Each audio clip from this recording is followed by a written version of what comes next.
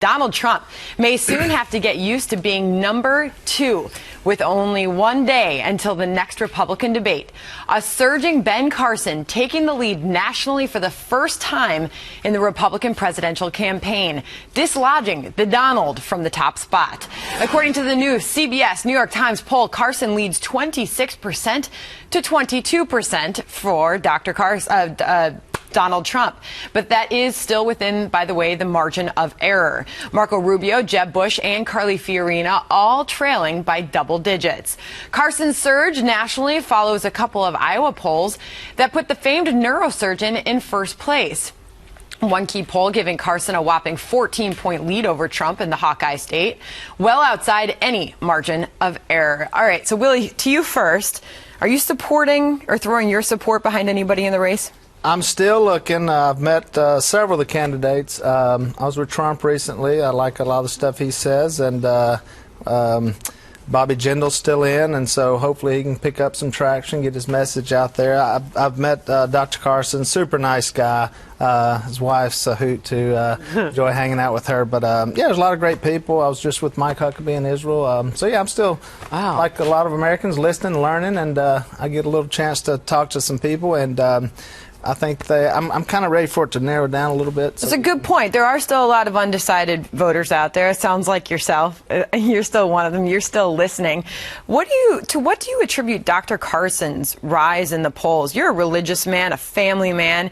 Dr. Carson has been outspoken about his religion. He's exchanged barbs with Donald Trump on who's more religious. I mean, I should say Donald Trump did that. Yeah, I think you got to watch out when you're arguing who's more religious. You know, I do appreciate that about him and his faith, and he puts that out there, and it's great. But it's not all about, you know, how religious you are. You know, it's about running a country, and we got a lot of stuff going on all over the world. And so I'm interested to know how these, you know, guys and gal, you know, have a plan for that. And you know, I'm concerned, especially with Christians getting their heads chopped off overseas, and that really concerns me. So, you know, I want to hear ideas about that. But I like Trump's energy. I mean, Did he ask you to endorse him?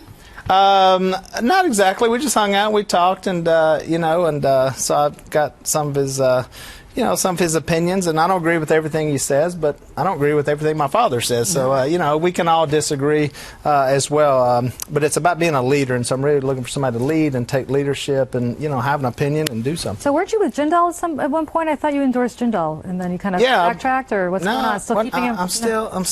You're dating. You just haven't put a ring on it. I'm not a politician, so I don't have to endorse them. I mean, I'm just a business duck call seller, you know, so I don't know. Who cares what I think anyway? But I'm, you know, but yeah, Bobby's a good friend. He's been on our television show. Spiritual man, great family, and we've hung out a lot in Louisiana. And like I said, he's still getting his message out there. It's early. It's early. Well, speaking of business, you know, I'm curious. Duck Dynasty is in fact a dynasty. I mean, you've built this from a dream. Who do you think, who's impressed you most among the candidates whom you've met, maybe some you haven't, in terms of being business friendly? What have you learned maybe about their economic policies?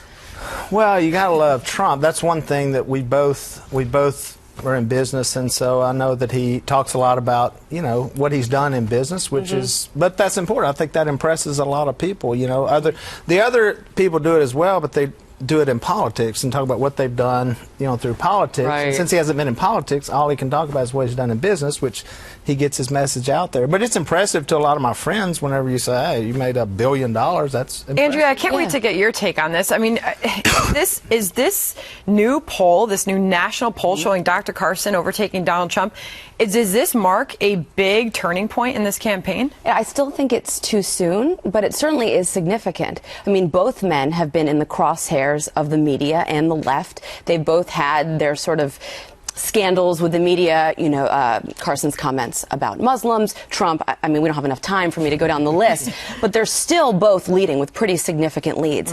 If I were advising Carson tomorrow night, I would say, do no harm.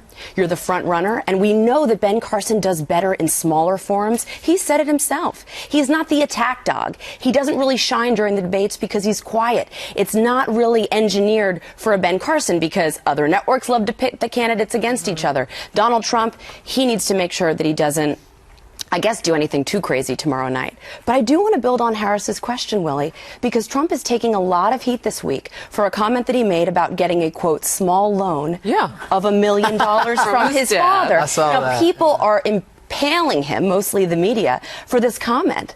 But when you look at $1 million in New York, and you look at what he was able to do with $1 million, and frankly, most people, especially liberals, no offense, Julie, nobody's giving me they don't really know. I mean, they would blow that $1 million because they know nothing about running a business. As a businessman, are you impressed with $1 million to what he's done with that? Yeah, that's one thing that has always impressed me about Donald Trump. If you're going to be this successful in New York City, which I have no experience other than visiting here, but I'm assuming you have to work with a lot of different people to be successful in this city, and and he's dealt with big numbers. He's dealt with this company, and he said a small loan. I thought it was funny.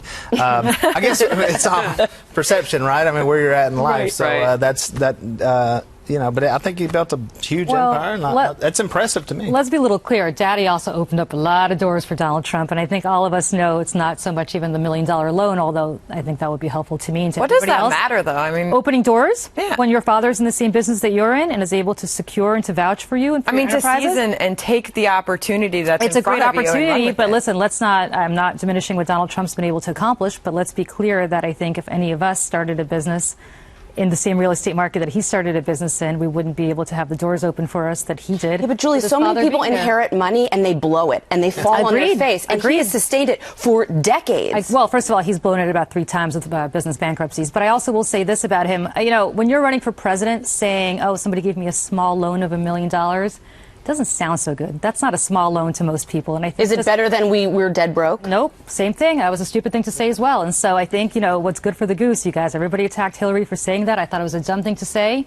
But saying you got a little tiny loan. I think you have to be careful about taking that out of the context. And I think he's saying that was a small loan in comparison to what he has been able to do over the course of his business career and his life and his personal goals and what he has achieved as far as billions of dollars in the bank. I think that's where it comes from. Yeah, I agree. But if you're in politics, if you're explaining the way you are, you're losing already. And I mean, everound's a soundbite. But he's not. But that's the thing Donald Trump doesn't do. He doesn't explain or apologize at all. He's not defending. He doesn't. That's why his numbers are going down. It's a small loan. If you don't like it, move on. Well, one thing is for sure. Your point of view of still needing to choose, 7 out of 10 respondents in this polling that we're talking about today still haven't really made up their minds quite yet. And if we saw the flips back and forth in the last election cycle, we still have a lot to see from these people. Well, of all the stuff he said, that's one of the tamest of saying he got a small loan of $1 million. Yeah, that's for sure. That's probably one of the small left. Well,